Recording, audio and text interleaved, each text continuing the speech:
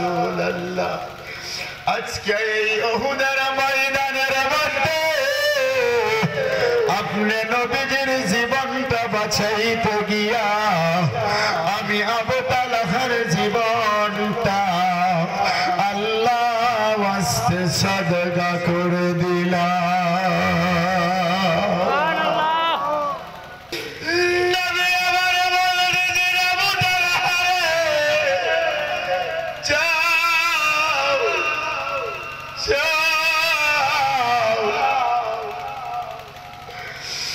যাও দেখা হবে কিয়ামতের ময়দানে ওই আল্লাহ পাকের জান্নাতের ভিতরে।